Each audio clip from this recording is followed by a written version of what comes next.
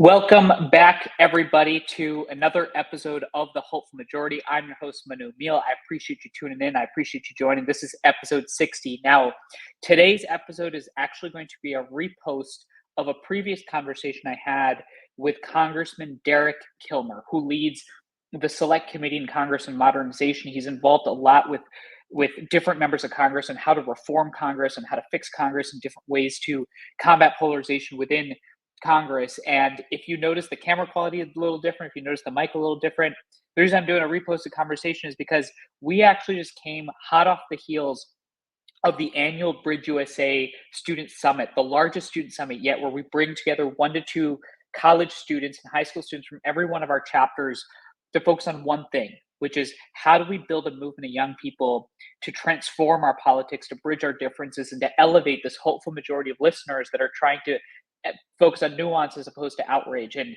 I wish I could get you another new conversation this week, but man, the summit was just amazing. It was fascinating. It's filled me with hope. And that means that I'm on the road, stranded, bringing you a conversation that I think is especially relevant given all that's happening in our politics right now with conversations about the Supreme Court, with Kamala Harris running up for the Democratic nomination for president, with President Trump running on the Republican side. There's a lot of conversation on how Congress is actually contributing to the polarization crisis. And I think this conversation was one of my favorites this year. And I think it's really, really worth your time, especially if you've not heard it before. And hey, chances are you probably haven't, because this show has been growing on a weekly basis.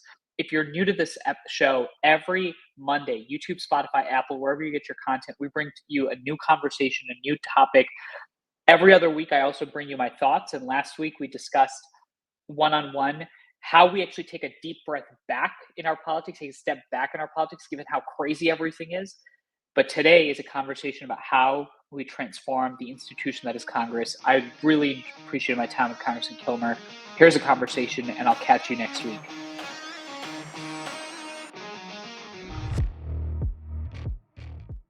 Congressman Kilmer, welcome back to the Hopeful Majority, sir.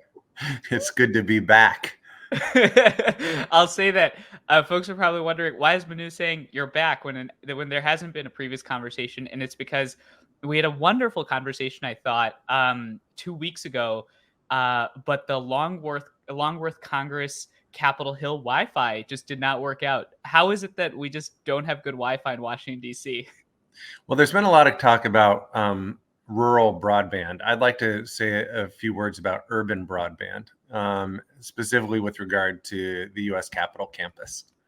Yeah, it's so odd. I was actually, our producer and I were talking about it, and it's fascinating that the world's most powerful country on the planet struggles with Wi-Fi in its capital. Yeah, it's not great.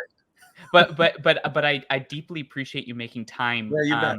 For being here. I know how busy everything is. Here's where I want to start. Last time we started with just, the Civic Bridges Act and how you're focused on modernization. But in the 2 weeks that spanned, there was a New York Times video op-ed essay that folks should absolutely check out, where it shows 12 members of Congress retiring and ask them why. And it actually ends with you. And you make the statement at the opening, that is that I knew that I was joining an organization, i.e. Congress, that had a popularity rating that was less than headline colonoscopy. Why did you join? Yeah, headlines, colonoscopies, and Nickelback, I think, was the poll that I saw. So why did I join? First, it's why did I get into public service? I actually grew up in a little logging town on the coast of Washington State. And when I was in high school, the timber industry kind of took it on the chin. And I saw a bunch of my friends' parents lose their jobs and a bunch of my neighbors lose their jobs. And it absolutely altered the trajectory of my adult life. When I went to Princeton for undergrad, my senior thesis was how do you help timber towns in Washington State? And when I was at Oxford on a Marshall Scholarship, my doctoral dissertation looked at mining towns in the UK and timber towns in Washington, basically trying to figure out what do you do when the main industry that is the community's lifeblood really declines. And I came home. I worked for McKinsey for a few years, mostly trying to get out of student debt, unsuccessfully, I should add, and then took about a 70% pay cut to go work for an economic development organization in my region, trying to get more jobs in our area and trying to keep some of the jobs we had. And to make a long story maybe slightly less long, I got grumpy and I ran for office. I kept finding myself saying, gosh, you know what government does and doesn't do sure impacts our ability to grow jobs. And finally, some of my friends said, you know, you seem like you have a lot of good ideas and you sure complain a lot. Why don't you go do something about it, pal?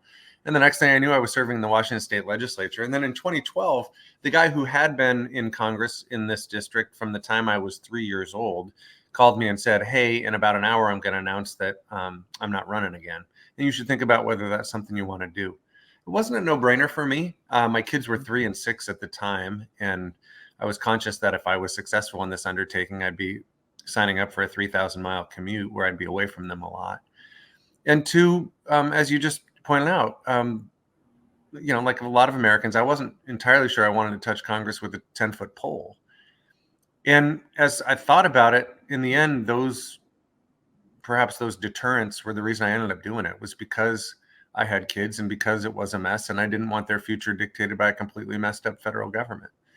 And that's what got me into this job. And it has absolutely influenced how I've approached the work. I work a lot on economic development issues because that was what really drove me. But two, I've spent a lot of time trying to figure out how do we fix our broken politics. You mentioned things like the Building Civic Bridges Act and the Modernization Committee. Maybe we'll get a chance to talk about some of those things. But there's a reason I worked on those things. And it's because, you know, part of the reason I came to this role was my belief that if you want things to work differently, you've got to do things differently. You know, I want to take a quick step back in your journey where you actually decided that you complain a lot and you're going to get into Congress to solve problems, right? Which is, I guess my summarization of a fascinating way to start. And I think a lot of people at this moment have a deep skepticism of members of Congress. A lot of people, especially younger people, I think, have a lot of skepticism of a lot of key institutions, whether it's religion, whether it's the government, whether it's the way that our economic systems work. And people question the motivations of public officials a lot. And when I was listening to this video essay, I was hearing these folks talk, and all of them kept saying, I want to fix things. Or you just shared your background and how you got in because you wanted to solve a certain problem set that was motivating you. Why did you choose to run for Congress and pull that lever of change, or the state house, I guess, at that time, or state Congress, as opposed to pulling all the other levers that folks think about, as they think about pursuing change? Why this one? It's a fair question, you know, and I'm a big believer that there's a lot of ways to make a difference, right? Even, you know, I mean, President Kennedy said in a democracy, we all hold office. Mm-hmm. And the important role that Americans play in trying to influence their government is one way of impacting change. You know, I have friends who work for nonprofits and think tanks who are absolutely altering the trajectory of our country. I have friends that makes me feel better.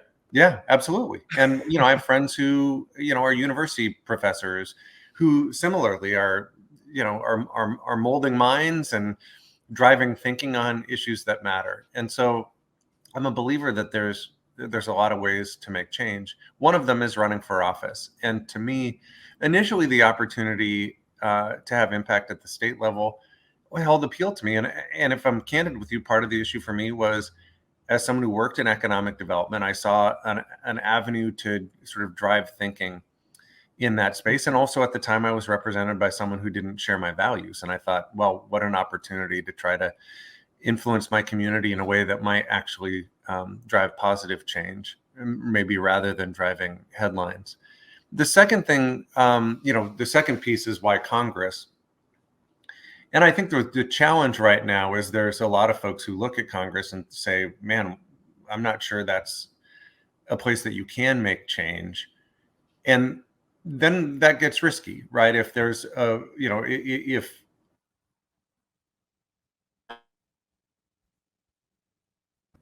creates some peril for democracy. And so for me, it was in the end a draw. There's puts and takes in all of that, right?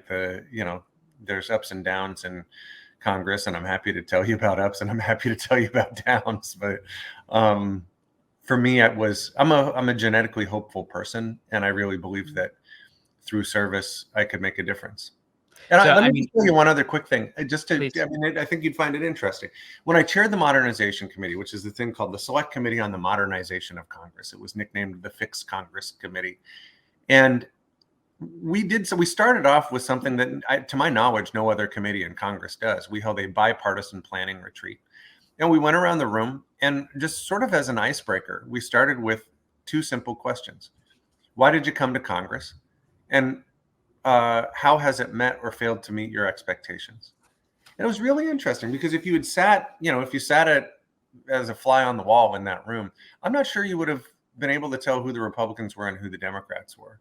But there was a constant theme that people felt like the institution was punching below its weight and that they wanted to make a difference to make it better. And I think there's really something to that. That the institution is punching below its weight.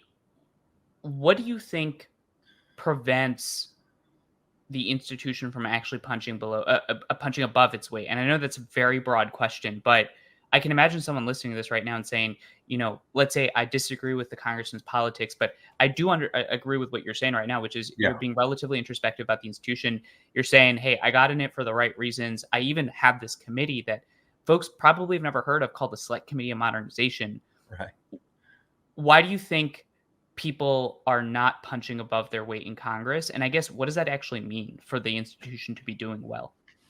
Well, I have a very long answer to this, and I'll try to make it as short as I can. But I would think about this when the Modernization Committee was established. So the first part of the answer is when the Modernization Committee was established, it was a trend of, every 20 or 30 years, Congress realizes things aren't working the way they ought to, and they create a committee to see if they can fix it, right? And this was the most recent iteration of that. And, by and large, these committees don't do anything. But and I'm happy to talk about some of the things we were able to do. But we were assigned a few topics that were, I think, sort of part of help define a problem statement. The types of problems we were asked to look at were, how can Congress better be an institution that can recruit, retain, and train and develop diverse staff, where the staff of Congress looks like the staff of America. The problem statement with that is, by and large, the tenure of congressional staffers is about 3 years, which means as the institution develops knowledge, it loses it quickly to lobbying firms or nonprofits or what have you. So that's a problem, not to mention the fact that congressional staff is not, and particularly senior staff, don't have the diversity that I think the American people would want to see. It's only just one thing. It's only 3 years. 3 years is the average tenure. Yeah. So, you develop knowledge and then you lose it very quickly. Right. Second, one of the things we were asked to look at was technology. Congress has been described as an 18th century institution using 20th century technology to solve 21st century problems. And I found that largely to be true. Now we're working on changing that. But just as an example, when I showed up in Congress, I was given a pager. I think I still have it. I don't think I've ever turned it on, and I'm not entirely sure how to use it or what it's for. It's going to beep during this recording. The one time it beeps in your life is during this recording. It might. So we were asked to look at how to modernize technology. We were asked to look at things like rules and procedures to make the institution function better. We were asked to look at issues related to the schedule and calendar, which, like, we could spend 5 minutes just talking about how the schedule of Congress inhibits the ability of the institution to get things done. In that, one, Congress isn't there enough. If you watch that New York Times video, you heard people talk about, well, it used to be that members lived in Washington, D.C. And part of the challenge right now is, if you look back pre-COVID, the year before COVID hit, members of Congress were in D.C. 65 full days and 66 travel days, meaning we traveled to and from D.C. more than we had full days in D.C. By and large, committees only meet on the full days. And so you're trying to pack all of the work of Congress, if you, as I believe, think that policy making should be done in committees, into 65 days. Not to mention the fact, according to the Bipartisan Policy Center, the average member of Congress is on 5.4 committees and subcommittees. So all of them are getting packed into 65 days, meaning members of Congress, by and large, aren't in their committees. They're jumping from committee to committee. showing up, making a 5-minute speech that they can throw up on social media, and then saying, peace out, I'm going to run to my next committee, which means they're not learning in committee. They're not participating in the give and take and the defense of ideas, or even in just the basic, use of evidence to create public policy. So we were asked to look at that issue. So there's all of these things that we were asked to look at in the modernization committee. But I actually think that there's two other things that, if you ask me, like, why isn't it working? I think there's two other things that I think are worthy of consideration. Some of them are will issues and some of them are skill issues. On the will side, there are things that make collaboration difficult. And I would identify three of them. The way we do political primaries in most states, it's closed primaries, meaning, someone talking to someone on the other side of the aisle, or God forbid, trying to solve a problem with someone on the other side of the aisle, may get them punished in a political primary. Two is partisan gerrymandering, where our blue districts have gotten a lot more blue and our red districts have gotten a lot more red. And some of that is because we have, in many states, politicians choosing their voters rather than voters choosing their elected officials. And then three is the role of money in politics. I think there's too much money in our political system, and that absolutely drives behavior. So some of those are what I would call will issues. The other is skill issues. Congress is the only place in which I've worked where, with the exception of freshman orientation, there is no professional development for the people who work there. Literally zero. There are basic tools required for an institution, for a legislative body to function well. It's things like, how do you use evidence to develop public policy, and how do you negotiate strategically, and how do you resolve conflict, and how do you talk to people who disagree with you, and how do you manage an office? And by and large, there are some people who come to Congress with those skills, and some somehow develop those skills organically. But by and large, there's a whole bunch of folks in the institution who do not do that, do not have those skills. And that becomes problematic for the institution as well. And that's not, me dissing my colleagues. I think most of my colleagues would agree with that assessment, that it is a problem for the institution that we have not, that you show up in the institution and there's very little. There are ways to develop content knowledge on policy issues, but from a skills standpoint, there's not a lot of ways to get better at the job. So those are three. I know, literally, I hope you can tell, I think a lot about this stuff. Yeah. We could spend an hour just on that question. Well, let me ask you a very specific question there, Sure. which is, and that was incredibly helpful. Every time I speak with you, which has now been 3 times, each time I take notes on learning, and I can imagine someone listening to this, they're like, Congressman just spoke for 4 minutes. The fact is, this stuff is nuanced. It's complicated. And that's part of the reason why we've built this medium, is to give you the chance to really explain your experience, given that you've been there for a time that I think allows you the ability to talk about it. Here's the very specific question that I hear somebody asking right now, which is, how much do you think the problem is bad people running and being in Congress, as opposed to the structure and the institution and a lot of the deficiencies that you just outlined? The thing that I would tell you is, I often get asked, what surprised you most when you got to Congress? And one of the things that surprised me most was just how impressive a lot of the people were.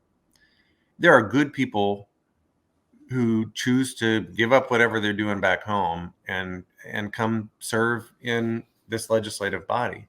The other thing that surprises me is, in the aggregate, it is not punching at a level it should. And so that suggests to me that some of these systemic issues are big deals. To have colleagues say, gosh, I'd love to work with you on that, but I think I'd get beaten in a primary. That's a systemic problem. And you could argue that has to do with the person, but the person wants to be able to deliver for their district. And many of them say, well, I'm not able to deliver for my district or for my country if I get beat by some extremist in a primary because of a position I took or something that I chose to work on. So it's a little tricky, but I don't think I'm surrounded by bad people. Now, I will tell you, there are, I'm a big fan of Amanda Ripley's writing and her book, High Conflict. And she has this concept called conflict entrepreneurs, people who profit off of, stirring the conflict. And Lord knows there are conflict entrepreneurs in Congress. We see that playing out right now with regard to the attempt by Marjorie Taylor Greene to vacate the chair. That's conflict entrepreneurship, right? That's her trying to profit and raise her profile, which I don't think serves the institution or the American people. This dynamic between this vocal minority of members of Congress dominating the narrative, serving certain sets of incentive structures that don't incentivize governing, don't incentivize necessarily solving problems, reminds me actually of what we're seeing on college campuses right now, which is that, when we're on campus, we've got all these college chapters across the country.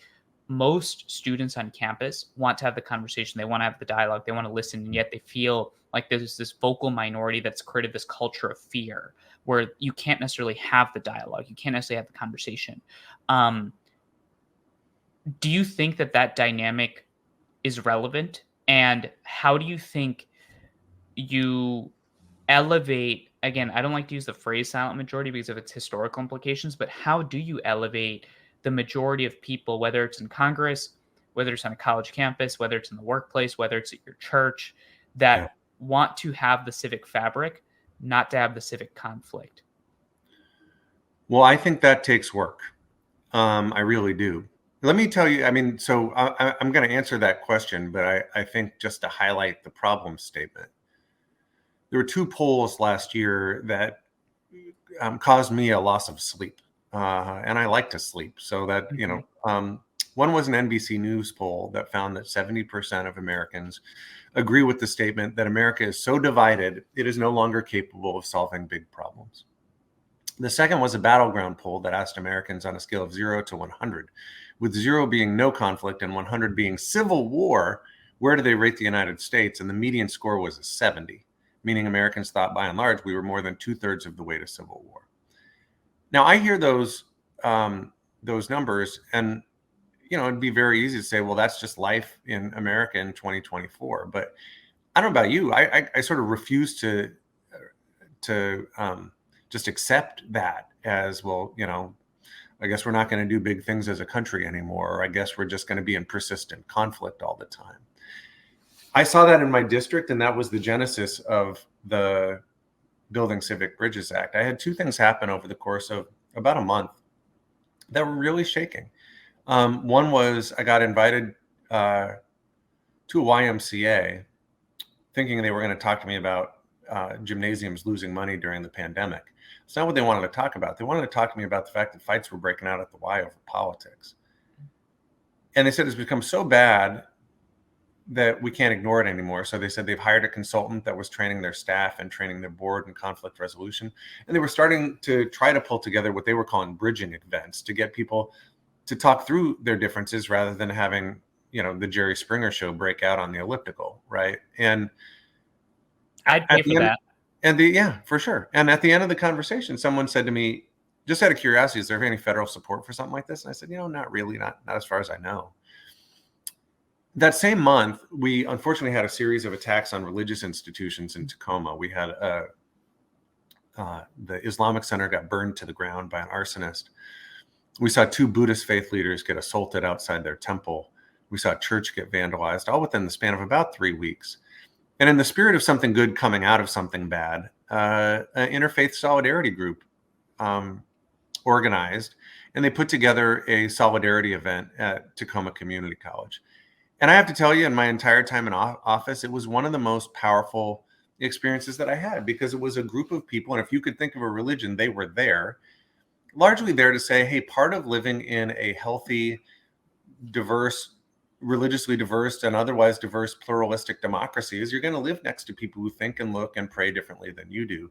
And it cannot come to violence and conflict. And afterwards, one of the faith leaders approached me and said, that was a pretty powerful 90 minutes. And I said, it was. He said, just out of curiosity, if we were going to do this right, we would do this in an ongoing way. Any federal support to help something like that if we were trying to do that? And I said, I don't think so. And I looked into it. As it turns out, the United States actually does spend tens of millions of dollars each year trying to build social cohesion and foster bridges across lines of difference as a means of strengthening democracy in other countries through the National Endowment for Democracy. But we do not do that here in America. And so we went to work on legislation called the Building Civic Bridges Act.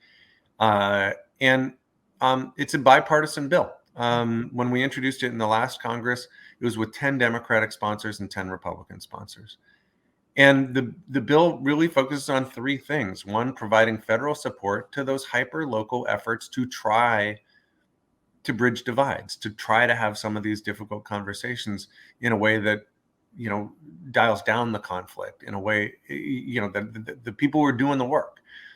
Two, it would train AmeriCorps members in the skills related to bridge building. We know we have extraordinary Americans that are participating in the AmeriCorps program that are basically populating amazing nonprofits and park districts all over America's school districts. And they're force multipliers in this effort to build the skills related to bridge building, because that is not, Right. that's a skill. And, we've seen it erode in our country a bit. And then finally, it would support colleges and universities that are doing research in this space. My lead Republican sponsor is a guy named Andy Barr, who has the Henry Clay Center in his district, and they're doing extraordinary work trying to figure out how do we bridge some of these divides in our country and make sure that civility and compromise and collaboration aren't naughty words, but are aspirations for progress in our country. I want to hold on some of the pieces of the Building Civic Bridges Act, because Sure. I think it's fascinating to see Congress federally actually invest, given the experience that you had at the YMCA, given sort of the religious violence you saw in your community. And I had asked you a version of this question the last time we spoke, Sure. but I want to ask it in an even more pointed way, which is, why do you think Congress and the federal government had taken so long to act on the divides propping up in the United States? And why do you think this problem set of polarization has taken so long to actually catch on as a serious thing for people to focus on? And I'll just underscore this really quickly. Yeah.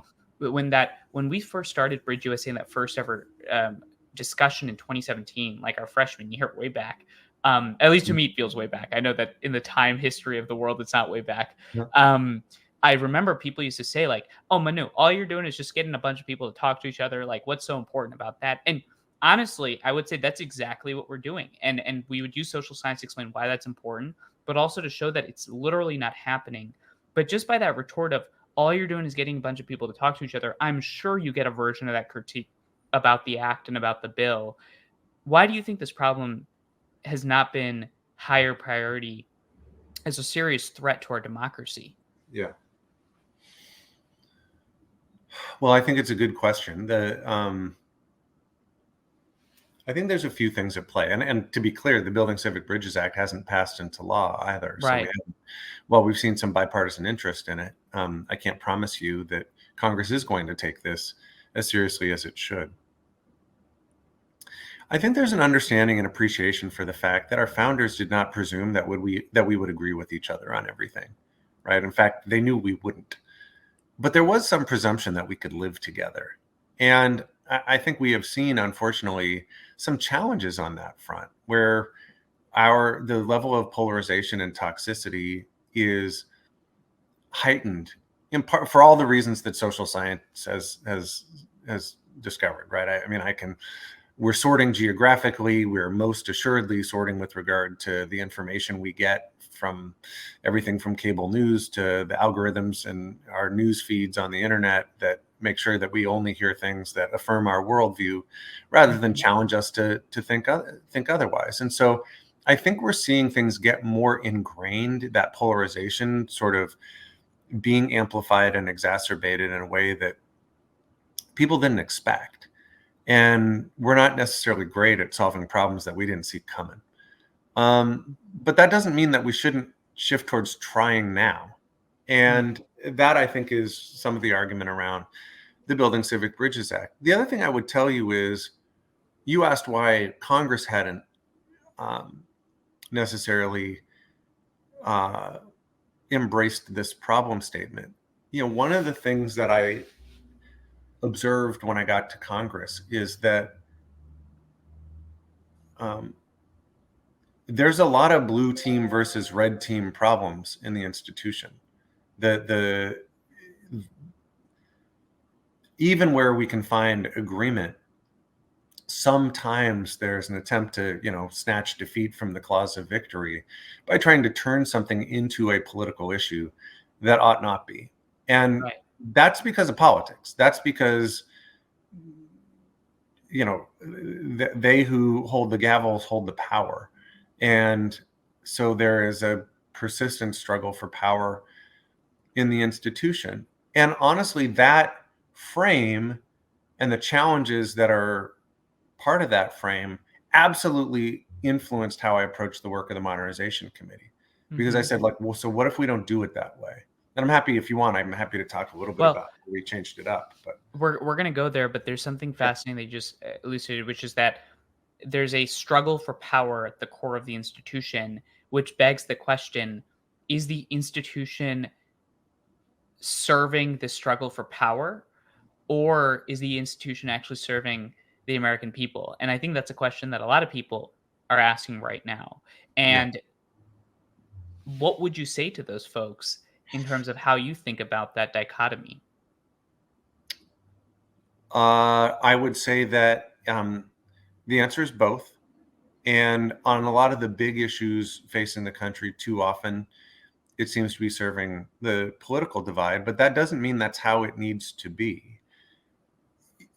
For Americans who want it to be better, my encouragement is, like, make sure your politicians know that. Make sure your elected officials know that.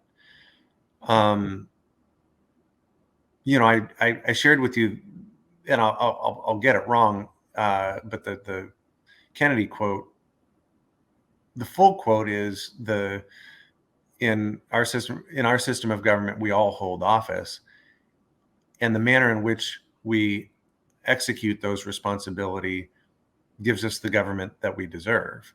And so if we as Americans demand something better, I actually think we might be able to make some progress on that front.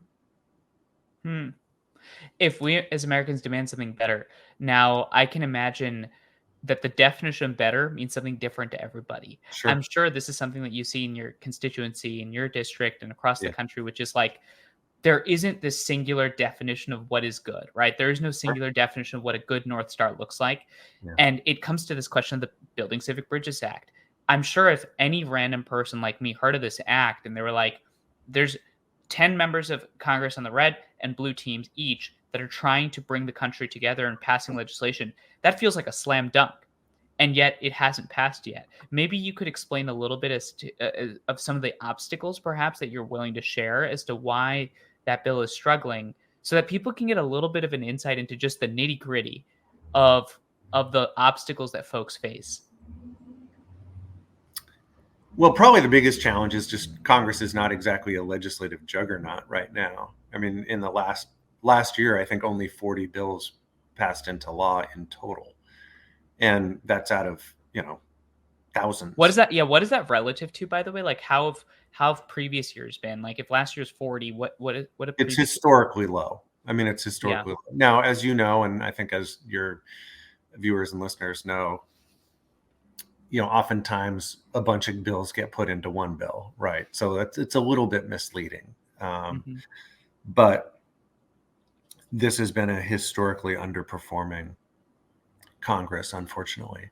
And some of that's just explained by the agenda of the majority in the House, and some of it's explained by the fact that we spent, a whole lot of time trying to elect a speaker twice. Hmm. Hmm. The revolving door that is the speakership of the House of Representatives. It's interesting. One of our students asked us actually recently, this congressman, which is that the reason why we started the speaker battle seems to be because you had 3 or 4 members of Congress on the Republican side hold up the entire nomination. And Yeah. my immediate thought there is if you can have an entire institution, again, whether it's your workplace, your church, your community center, or Congress being held hostage by 3 people, the question becomes how do you balance the way that power splits out? And do you think it's an incentive problem? Do you think it's a will issue? Do you think it's a skill issue? Do you think it's a Yeah, combination? It's I both. do. Well, a little bit of both. I mean, here's the way I think about it. I live in a town called Gig Harbor, Washington, which is known as the Maritime City. So I use a lot of maritime analogies. I guess the way I Okay. look at it is, you've got a situation where somewhere along the lines of, 45% of the folks in the boat want to row in one direction, and you've got 45% of the boat who want to row in another direction. And sometimes it's not dramatically a different direction, but it's a different direction. And then you got about 10% of the people in the boat who just actively have their oars out of the water trying to beat everybody else over the head. That's a problem, right? Because the seas are rocky enough, and it just makes it hard to get where you need to go. The world is complicated, right? We have some really complex matters, and there are conflict entrepreneurs, to use Amanda Ripley's expression, who want to profit off of that, right? Who want to profit off of having their oars out of the water, taking hefty swings at their colleagues. That is problematic. And part of that, if you stick with that analogy for a second, I'm just thinking about this in the morning. I was doing some media calls with different press outlets, and I can already hear them listening to this conversation. And what's even more interesting is that it's not just that those 10 people with the oars are smashing everybody else, but the people on the sidelines, the spectators, are actually cheering them on. So it's like the 45 people on both sides have their rows in the water. They're at least trying to row in some direction. And then everybody else is cheering those 10 people on. And the natural question then becomes, well, is it the fact that those 10 people are now playing to the incentives of everybody else? Or is it that we actually need to change the way that we as people are also rewarding members of Congress in what we're looking at? How do you think about that? This is where I actually think, I get to those will issues, right? I don't think it's an accident that the 10 Republicans who voted to impeach President Trump, and I don't presume anybody's perspectives on that issue, but disproportionately they were members who were either retiring or from states that had a top 2 primary or some different form of a primary that was freeing to them, right? Folks like a Dan Newhouse or Jamie Herrera Butler or David Valadao, because it was a top 2 primary, I think felt more empowered to vote the way they thought they felt. That is trickier in a closed primary system where frankly, even in a top 2 primary system, there can be a penalty for bucking your party. But it's far worse in a closed primary system. So my theory of the case, and I know that there's academics that are researching the various primary systems, both with regard to what it means for politics, but also what it means for governance. And I would argue, and I saw it also with President Obama on trade policy. You saw members more inclined to support President Obama on trade and buck their Democratic members who bucked the rest of the party. And I think they were somewhat liberated by, members being in top 2 primary states or ranked choice voting states to vote how they actually thought. I know this from my early tenure when I supported President Obama's position on trade, and I had Democratic colleagues say, "Man, I think you're totally right on this, but I'm not sure I can vote that way because I'd just get killed." That's hard. That is a hard dynamic, and I think among the big systemic issues that I think we ought to be talking about and looking at are primary reform. I also think that partisan gerrymandering and the role of money in politics are huge contributors to those like big systems that incent people to sometimes do the wrong stuff, right? Marjorie Taylor Greene pulls her oar out of the water and beats everybody over the heads. And right now she raised a bunch of money off of it. That's a problem. And people cheer her on. And then they actually might even throw her a bigger oar so she can hit you on the head with an even bigger weight. I guess within the 3 things that you listed, gerrymandering, primaries, and money in politics, given that we have to always think about problems as limited times and we can't necessarily solve everything maybe at once, or perhaps you could, but how would you rank those 3 in sort of prevalence or challenge to the incentives to actually legislate? I don't know. I think it's a good question for political science. My gut is that the primary issue is a really big deal. I think the role of money in politics is a really big deal. And I think partisan gerrymandering is a really big deal. I'm very proud of the work of the Modernization Committee, but I will say in all honesty that I tried to have our committee take on some of those three big issues, but I couldn't get bipartisan agreement on any of the 3. So that makes it difficult. Our committee was established with 6 Democrats and 6 Republicans, and a requirement that we get a supermajority vote for putting forward any reforms. And I could not get 2/3 vote on changing up primaries or changing the role of money in politics or changing how district boundaries are drawn. And that if we want to get serious about how to make Congress function better, I really do think that those 3 issues require a lot more attention.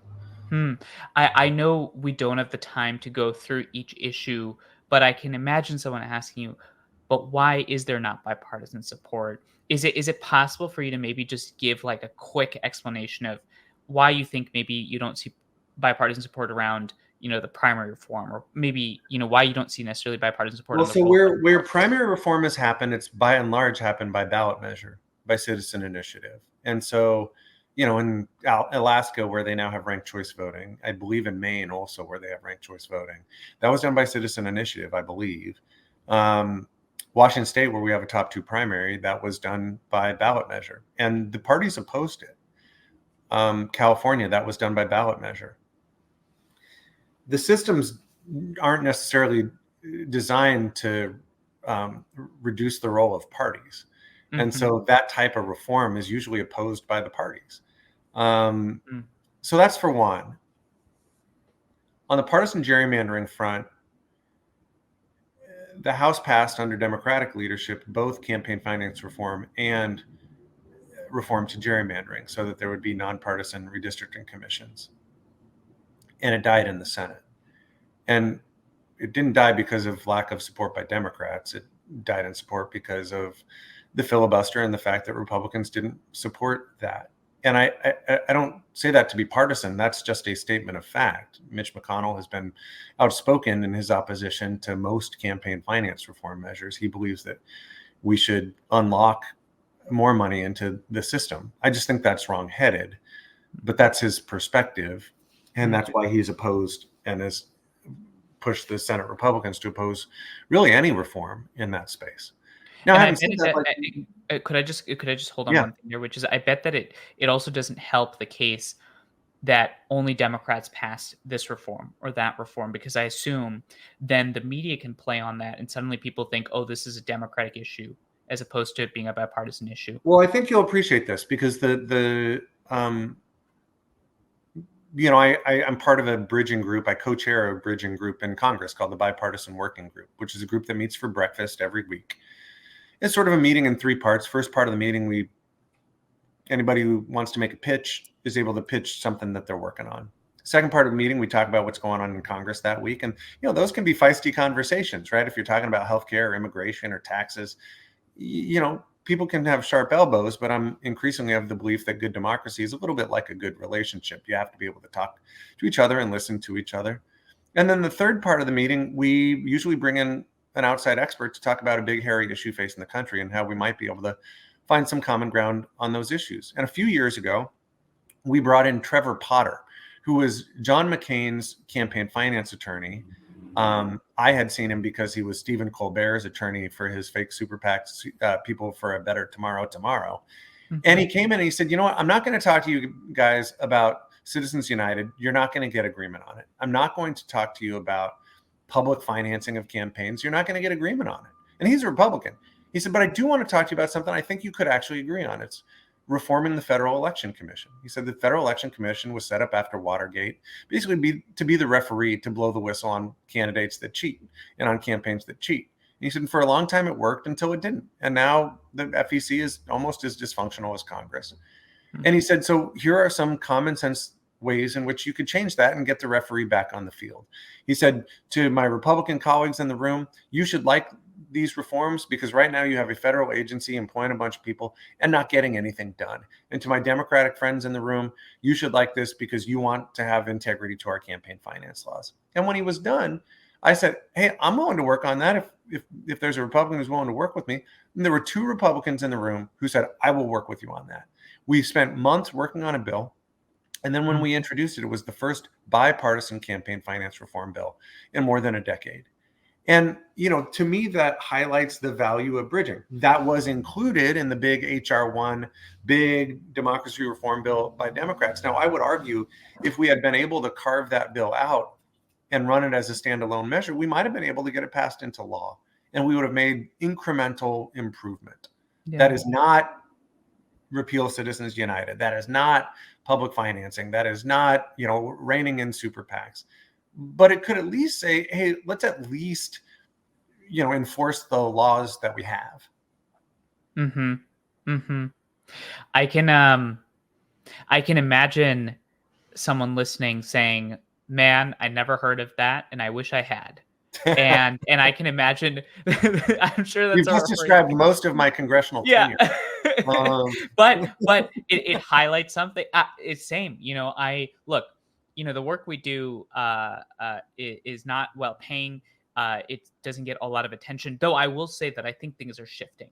I think with the protests we're seeing right now, I think with members like you bringing a lot of these issues to the forefront, at least I'm seeing the problem set become more relevant. Yeah. But you just highlighted and went through this conversation about the Building Civic Bridges Act, the Modernization Committee in Congress, which you've called the IT help desk. You mentioned the bipartisan campaign finance reform. You focused a lot on trying to get stuff done. And this reminds me of what happened after October 7th, Congressman, where after October 7th, we had 21 of our college campuses host amazing discussions on Israel and Palestine. And we completely failed in telling the story of success. And I feel like a lot of this is not necessarily us doing good work. It's actually being effective storytellers and shaping narratives. It feels like norms change work at the end of the day. What do you think about that statement? And why do you think there's not much coverage and engagement? Well, there's two separate questions there. I want to start. Let's abandon that last one because I think we'll spend a lot of time on it. Let's focus on the first piece. Well, so if it's all right, I want to talk a little bit about the Modernization Committee because it was all about norms change, right? The Modernization Committee, as I mentioned, by and large, these select committees don't accomplish anything. And in fact, when Speaker Pelosi asked me, hey, do you want to run this committee? My first thought was, gosh, what did I do to offend you? Because more often than not, you're really honest, which I appreciate. I can imagine someone's being like, Congressman said, I don't know, and these committees don't accomplish a lot of things. So I hope that only furthers the credibility of the conversation. Well, so I started off and I got a briefing from the Congressional Research Service, and they went through the history of these reform committees. And they were great in explaining, they were like, in the failed effort of this year and in the largely mediocre effort of this year. And I was like, well, how do we when history looks at this effort, how do we have them look at it and say in a pretty effective and positive, example? And my theory of the case is you just have to fundamentally change the norms. So let me give a few examples. When a congressional committee is created, they get funded. And the first thing that happens is Democrats take their half of the money. They use it to hire people with a Democratic background who put on blue jerseys, and the Republicans take their half of the money and they hire people with a Republican background who put on red jerseys. And then they spend the rest of the time fighting with each other. And so one of the first things I did when I became chair of this committee is I called Tom Graves, who was my Republican counterpart, a very conservative Georgia Republican, a very genial guy, but from a very deep red district, so deep red that when he left Congress, that district is now represented by Marjorie Taylor Greene.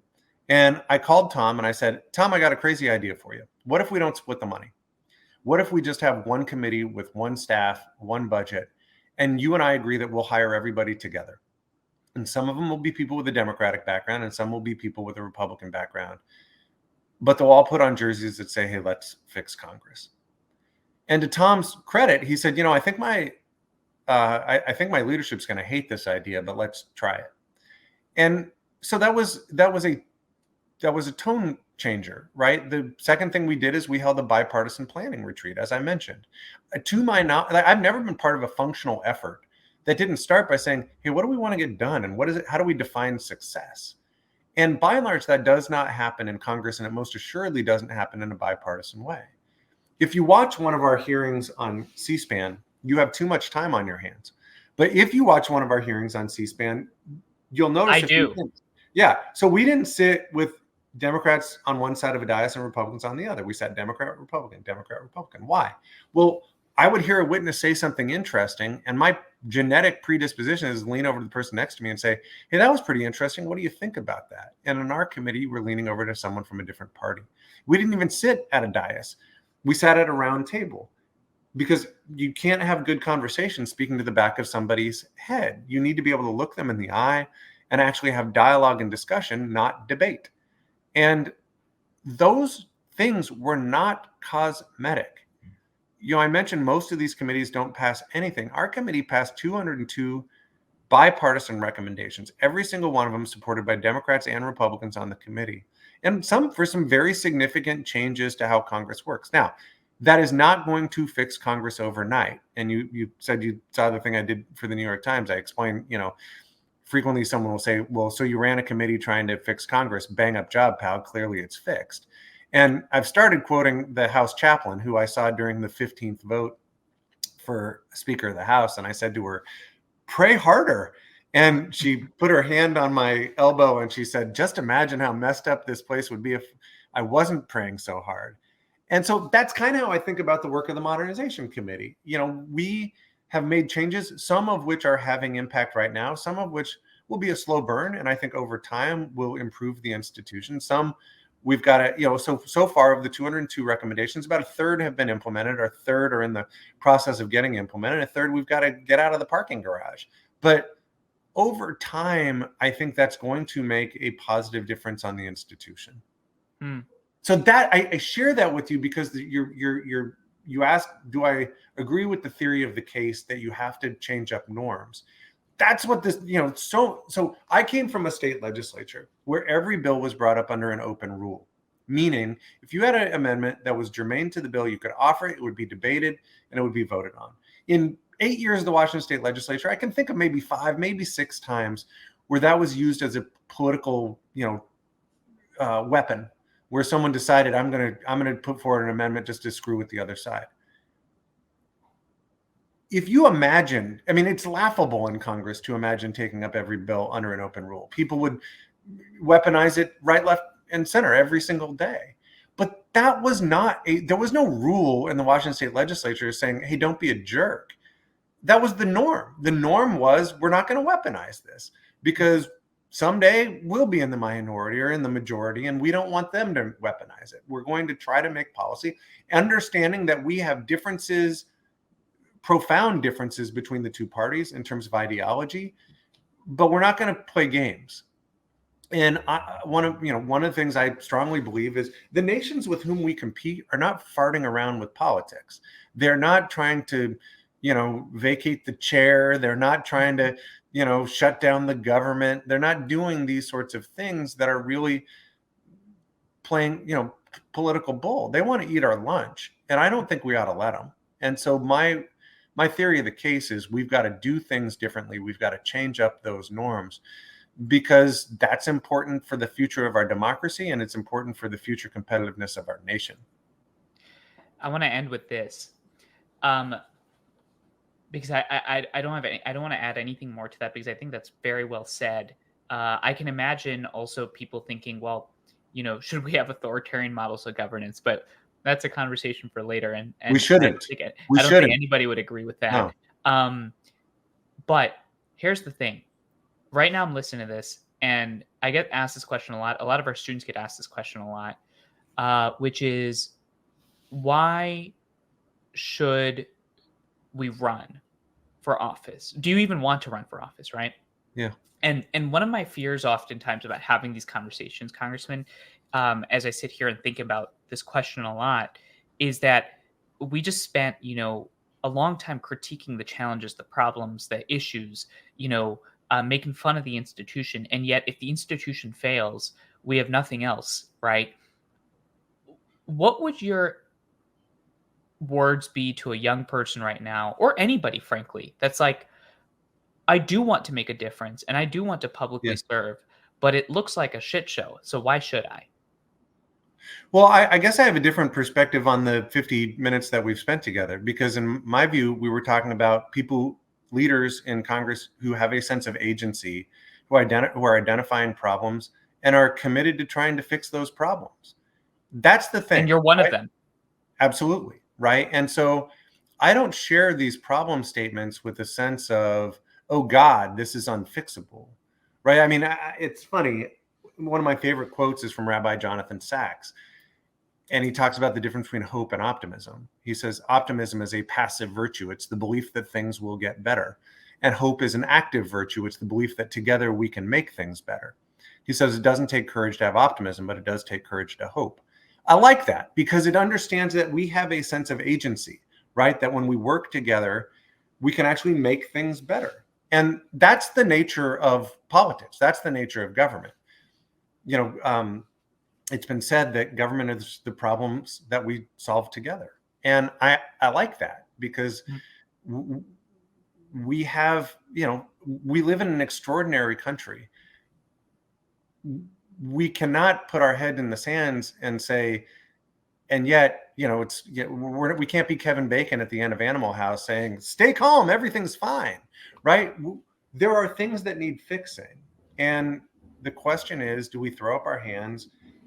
Do we do one of two things? So what, again, I'm conscious that I am using a lot of quotes, but when I started the work on the Modernization Committee, someone gave me a speech by John Gardner, who was a cabinet member for Lyndon Johnson.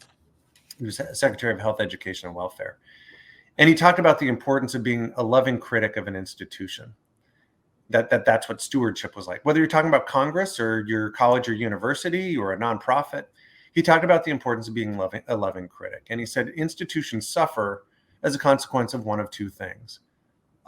Uncritical lovers who fail to give an institution the sort of life-giving criticism required for improvement, or unloving critics who treat an institution like the piñata at the party and have an eye towards destruction rather than toward building it up and improving it.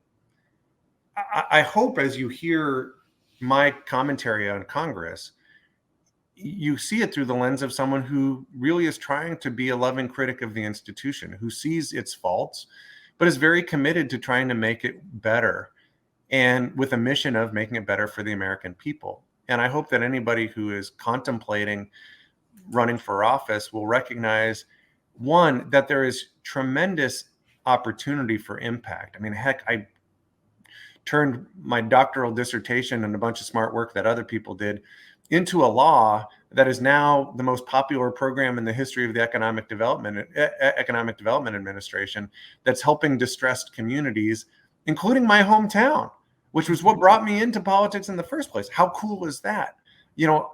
I and my amazing team are able to help veterans who, are trying to just get the benefits that they've earned. How cool is that we're able to help people in that way?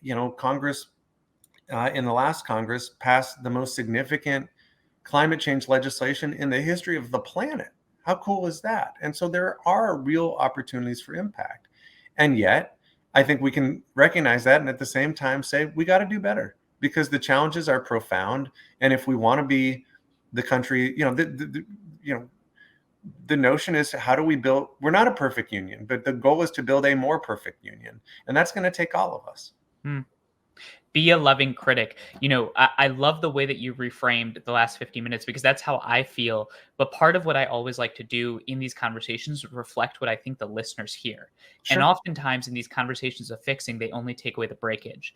And I think that whether you're a Democrat or Republican listening to this, I think we can all agree that the temperament that you share is a temperament that everybody should at least try to embody, because that's how we try to push the institution forward. So thank you so much, Congressman Kilmer, again, for your time. I know it's very early on your side, and I appreciate you doing stuff even though it feels like the incentives don't necessarily incentivize those things.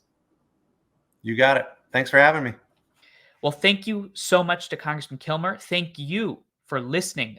As you saw from that conversation, we touched a lot of points, and I appreciated the congressman's time as it relates to the difficulties and challenges of our politics in our moment. I want you to emphasize that this was actually the second time we had this conversation. The Wi-Fi the first time was not so great, and that's where we started. If you appreciated the dialogue, support the show. YouTube, Spotify, Apple. Every Monday, we're releasing content. It's because of you that we're building this hopeful majority. And importantly, this hopeful majority is for everybody, not just Democrats, not just Republicans, people across the board, people that have different ideas, perspectives, nuanced beliefs, because we think that we need to have open minded conversations at a time of extreme division. I'll see you next week.